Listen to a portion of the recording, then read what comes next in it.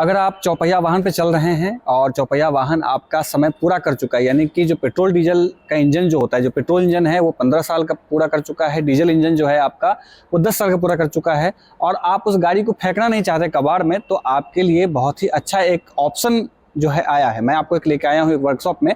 आप देखेंगे ये मेरे आगे इधर की तरफ पूरा का पूरा जो एक वर्कशॉप है, जहाँ पर जो पुरानी गाड़ियां हैं, अभी तत्काल आपको ट्रक्स दिख रही होंगी क्योंकि ट्रक्स पे ये बहुत अच्छा काम कर रहा है, लेकिन धीरे धीरे सभी तरीके की गाड़ियों पे ये जो चीज़ है, ये जो उपाय है वो लगाया जा सकता है, यानी कि जो खराब गाड़ियां हैं उन सबको इलेक्ट्रिक व्हीकल्स में कन्वर्ट करना है। इलेक्ट्रिक व्हीकल्स में कन्वर्ट करना जरूरी क्यों है और हम ये स्टोरी आपको दिखा क्यों रहे हैं, वो इसलिए कि दिल्ली एनसीआर में जिस तरीके से आप देख रहे हैं कि पर्यावरण का जो इशू है वो लगातार बढ़ता जा रहा है, एयर क्वालिटी इंडेक्स लगातार बढ़ता जा रहा है, जिसमें कार्सिनोजेनिक यानी कि जो गाड़ियाँ होती हैं इन सब का जो रोल है वो ज़्यादा है, वो लगभग 5% तक का जो किरदार होता है वो कार्सिनोजेनिक यानी कि कैंसर पैदा करने वाली जो बीमारी होती है उसमें होता है।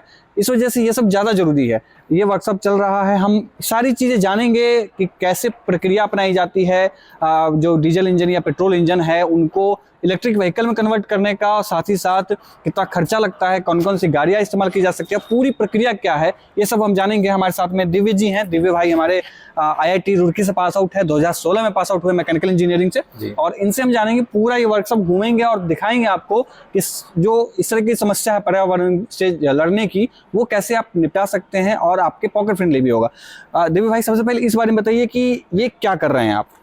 तो जब भी कोई ट्रक हमारे सामने आता है, जब ट्रक एक बार 8-10 साल अपने चल जाता है तो उसमें काफ़ी सारे पार्ट्स होते हैं जिनको आपको रिप्लेस करना पड़ता है या रिपेयर करना पड़ता है, जिससे कि आगे ट्रक को हम चला सकें फिर से। तो यहाँ पे अगर हम देखेंगे तो ये इसके पूरे व्हील वगैरह खोले हुए हैं अभी, और ब्रेक्स का काम चल रहा है। यहाँ पे ब्रेक्स को रिपेयर किया जाता है। तो ब्रेक्स में आप देखोगे कि जो आपके ब्रेक पैड्स होते हैं वो घिस जाते हैं, जिनको आपको टाइम टू टाइम रिपेयर कराना चाहिए। जब भी हम किसी कस्टमर को ये ट्रक कन्वर्ट करके देते हैं तो सबसे इम्पोर्टेंट पार्ट होता है उसका ब्रेक।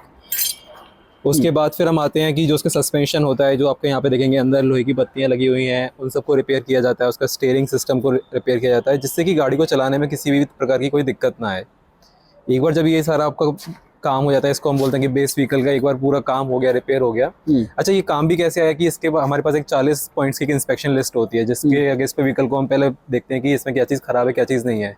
लाइट्स भी उसमें आते हैं आपके अंदर, जो अंदर का केबिन का एरिया है जिसमें ड्राइवर बैठता है, उसका सीट बेल्ट हो गया, उन बिल्कुल छोटी छोटी चीज़ों का भी ध्यान रखा जाता है जब हम कन्वर्ट करते हैं। तो उन सबकी कोई लिस्ट बनती है, उसके बाद फिर हम काम शुरू करते हैं बेस गाड़ी पे। मतलब कोई भी गाड़ी जो आपके पास आती है इलेक्ट्रीफाई करने के लिए, उस सब की चीज़, जैसे ये लाइट है, ये सब चीजें चेंज, पूरा का पूरा ढांचा ही चेंज किया जाता है।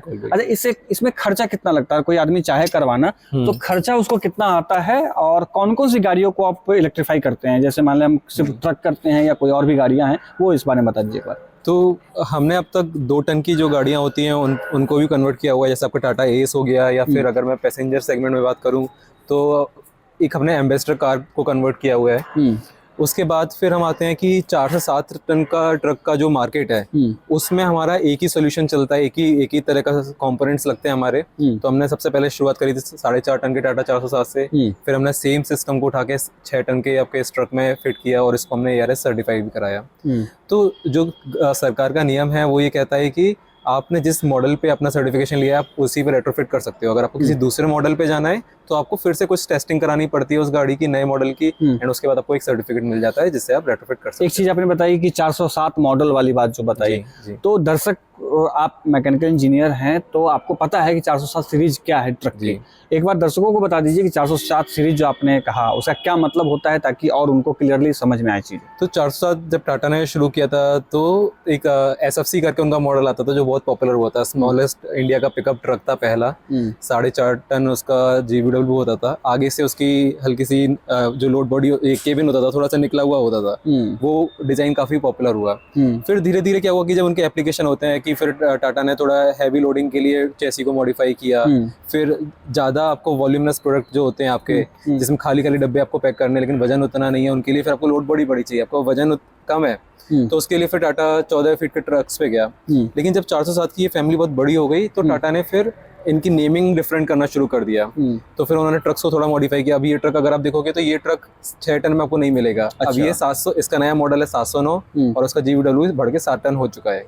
तो 407 तय कैसे हुआ कि 407 नाम देना है?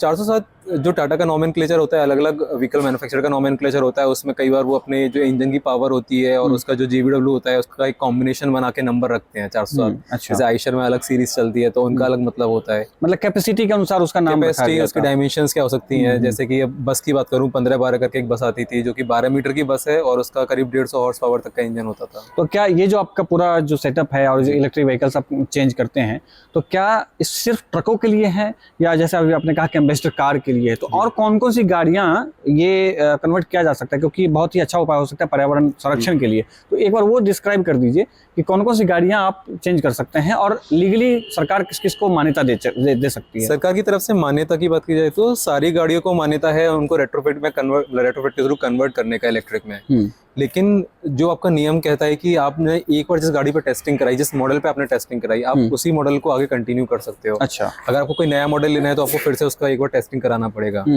तो वो नियम के बस वो नियम अगर हम वो नियम ले लेके अगर मैं अलग अलग गाड़ियों के सर्टिफिकेट ले लूँ तो फिर मैं किसी भी गाड़ी को कर सकता हूँ। अच्छा। बात आती है कि हमने अब तक किस किस गाड़ी को किया है, तो हम जैसे मैं आपको बताइए 2 टन में हमने एम्बेसडर किया है, टाटा एस किया है। उसके बाद फिर हमने सेगमेंट जो चूज किया होता है 4 टन से 7 टन के ट्रक्स।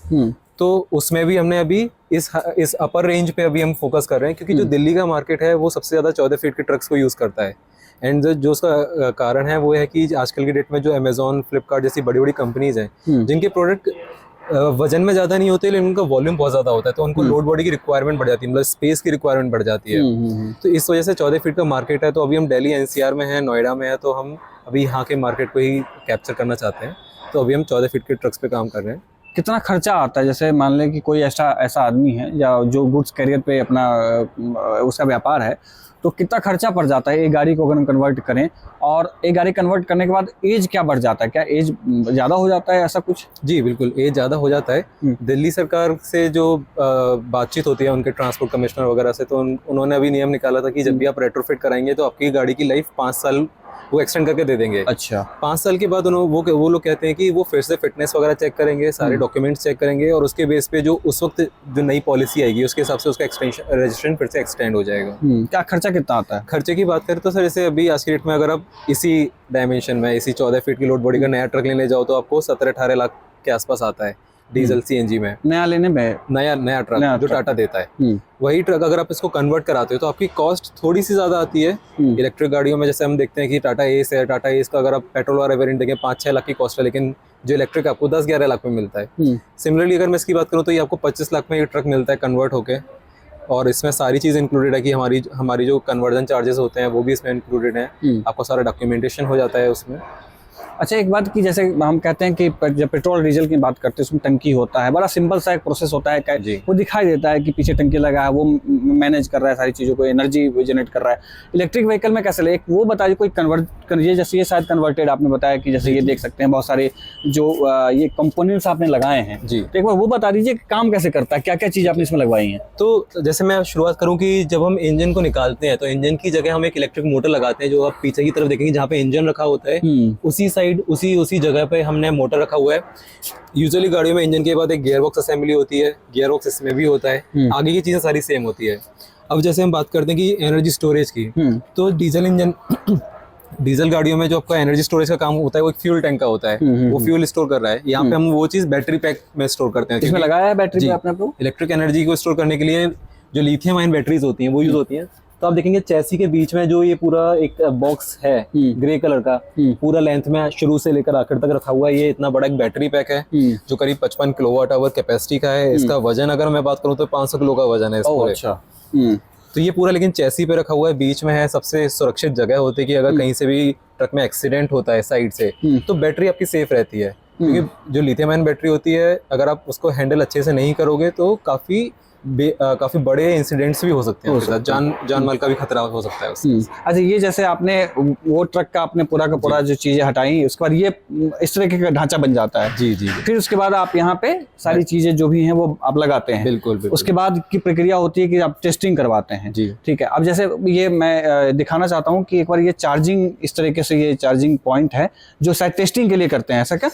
ये चार्जिंग स्टेशंस हैं जो यूज होते हैं इन गाड़ियों को चार्ज करने के लिए। अब जैसे ये जो है आपका 25 किलोवाट का है, इस गाड़ी को, इस ट्रक को हम 60 किलोवाट के चार्जर से भी चार्ज कर सकते हैं और उसको चार्ज करने में आपको 1 घंटे का समय लगेगा। लेकिन अगर आप 30 किलोवाट से कर रहे हैं तो आपको करीब 2 घंटा लगेगा।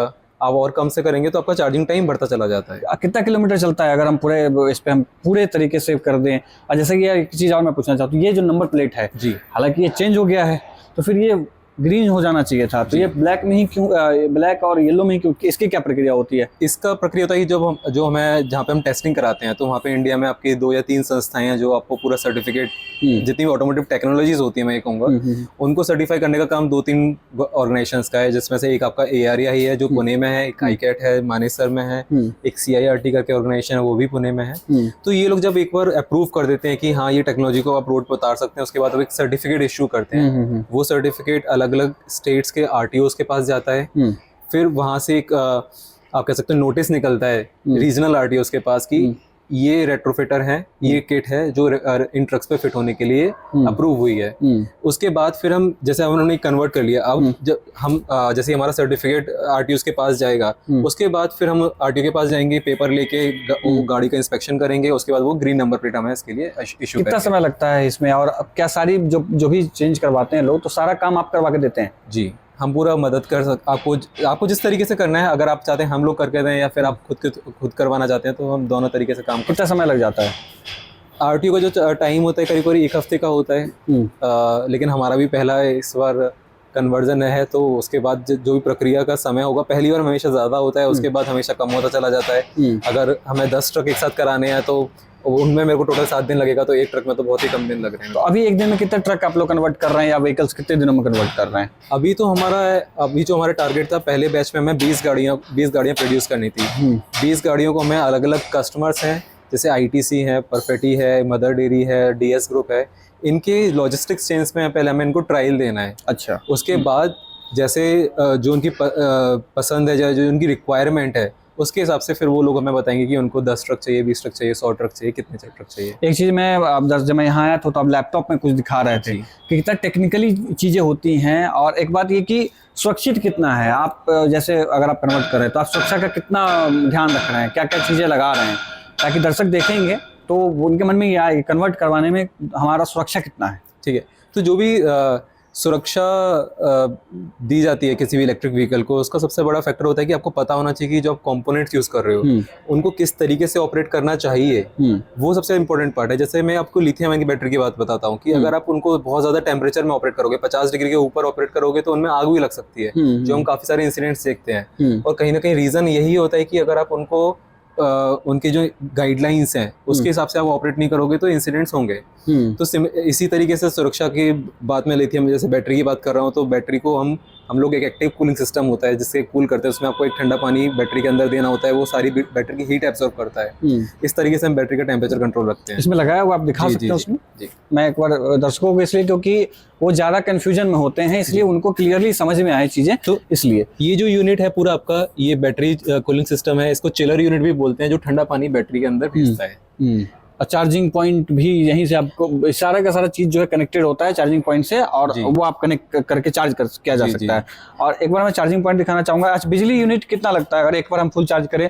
तो बिजली यूनिट जो हम जैसे हाइब्रिड गाड़ियां होती हैं या जो अन्य कोई गाड़ियां हैं वैसा ही काम करता है या कुछ उससे ज्यादा खपत होती है? खपत बैटरी के साइज के ऊपर डिपेंड करता है कहीं ना कहीं। जैसे इस ट्रक की बात करूँ तो इसमें 53 किलोवाट आवर का बैटरी पैक लगा हुआ है, तो उसमें आपको 53 किलोवाट मतलब 53 यूनिट्स आपको चाहिए होंगे उसको चार्ज करने के लिए। अच्छा, मैं एक बार लैपटॉप से जो आप दिखा रहे थे, एक बार वो दिखा दीजिए कि उसमें क्या क्या चीजें आप देख रहे थे, कुछ ऐसा ताकि दर्शक को और समझ में क्लियरली समझ में। जैसे आपने सारी चीजें कर ली, जो फिटिंग जो चीजें कन्वर्जन के लिए वो सारी चीजें हो गई, उसका इस लैपटॉप से आप क्या, जो ये जैसे कनेक्टेड है ये सारी चीजें इसमें, तो ये क्या आप चेक करते हैं उसमें? तो जैसे किसी भी इलेक्ट्रिक गाड़ी में जो सबसे ज्यादा उसका इंपॉर्टेंट पार्ट होता है उसका ECU, इलेक्ट्रॉनिक कंट्रोल यूनिट, जो कि सारे कंपोनेंट के साथ कम्युनिकेशन भी करता है, उनको सुरक्षा का ख्याल भी रखता है और उनको किस तरीके से ऑपरेट करना है वो भी उनको इंस्ट्रक्शंस देता है। और ये जो सारा कम्युनिकेशन हो रहा होता है वो सिर्फ आपके कैन कम्युनिकेशन हम बोलते हैं, जो वायर्स के थ्रू होता है। तो इस लैपटॉप में हम लैपटॉप के थ्रू 2 चीज करते हैं कि जो उस ECU का जो मेन कंट्रोल पार्ट है कि उसको कैसे बिहेव करना है, उसको क्या चीज कंट्रोल करनी है, वो हमें सब कंट्रोल इस कंप्यूटर के थ्रू कोड करते हैं, उस कोड करके उसमें फीड करते हैं एंड वो उसकी प्रोग्रामिंग हो गई।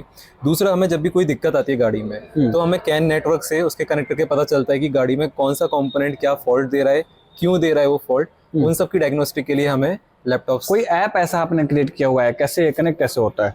कनेक्ट तो हम डायरेक्टली कैन नेटवर्क से करते हैं, लेकिन अगर कोई यूजर है जिसको इतना अंदर की इन्फॉर्मेशन नहीं चाहिए कि एग्जैक्टली, क्योंकि उसको सारी डिटेल्स नहीं पता होंगी कि मोटर जो मैसेज भेज रही है उसका मतलब क्या है, वो सिर्फ हम इन स्पेशल कंप्यूटर्स के थ्रू देख सकते हैं। तो यूजर्स के लिए हम वेब लॉगिन देते हैं उनको, जहाँ पे वो अपना लॉगिन आईडी और पासवर्ड डाल के वो ये देख सकते हैं कि उनकी फ्लीट्स कहाँ पे चल रही हैं, उसमें क्या स्टेटस है, कौन सी फ्लीट, कोई अगर ट्रक खराब है तो वो स्टेटस उनको दिखता रहेगा, कोई चार्जिंग हो रही है वो उनको पता चलेगा। तो उस तरीके से हम कस्टमर्स को अपने वेब लिंक देते हैं। सर्विसिंग में भी इससे आसानी होती है ना? जी। तो आप सुन रहे थे दिव्य जी को, और ये जो पूरा का पूरा सेटअप है मैं फिर से दिखाना चाहूँगा कि मेरे दाहिने और बाएं साइड में जिस तरीके से ट्रक लगे हैं, और ये बहुत ही अच्छा प्रयास हो सकता है पर्यावरण बचाने के लिए, ताकि जो डीजल और पेट्रोल से जो कार्सिनोजेनिक जो गैस निकलते हैं उनसे बचाव के लिए दिल्ली एनसीआर में हमेशा ये बात उठती है कि पर्यावरण हमेशा खराब है, एयर क्वालिटी इंडेक्स पे हमारे सेहत पे फर्क पड़ रहा है, हमारी सेहत खराब होता जा रहा है। इन सब चीज़ों के लिए बहुत ही अच्छा उपाय हो सकता है, साथ ही साथ आपके पॉकेट फ्रेंडली भी हो सकता है, ताकि जब आपका ट्रक खराब हो जाता है या आप ट्रक लेना चाहते हैं, इस तरीके से इलेक्ट्रिक कन्वर्जन वाले ट्रक भी आप बनवा सकते हैं और इलेक्ट्रिक कन्वर्जन वाले ट्रक ले सकते हैं। और खर्चा एक बार दर्शकों को फिर से बता दीजिए, कितना का अंतर नया ट्रक लेने में और बनवाने में, कितना का फर्क? तो जो आपको नया ट्रक आता है वो आपका करीब 18 लाख का आता है, और इलेक्ट्रिक कन्वर्जन के आज की डेट में बताता हूँ कि आज का हम बस 20 ट्रक बना रहे हैं तो हमें 25 लाख की कॉस्ट आती है, लेकिन यही चीज़ जब मैं 100 या 500 क्वांटिटी पे बात करूंगा तो ये कॉस्ट आपकी 20 लाख तक भी आ जाएगी, मतलब कम हो जाएगा, ज़्यादा क्वांटिटी करने के लिए। तो ये आपके लिए जाना इसलिए ज़रूरी था क्योंकि आप इस तरीके का अवेयर हो सके, नई टेक्निक्स आ रही हैं, चीज़ें आ रही हैं मार्केट में, इससे हम आपको अवेयर करवा सकें, इसलिए हमने आपको कोशिश की है सारा का सारा वर्कशॉप दिखाने का। इसलिए हमने दिव्य जी से बात किया और दिव्य भाई ने आपको डिटेल बताया। आप देख रहे थे इंडिया डेली लाइव के लिए आदित्य कुमार की रिपोर्ट।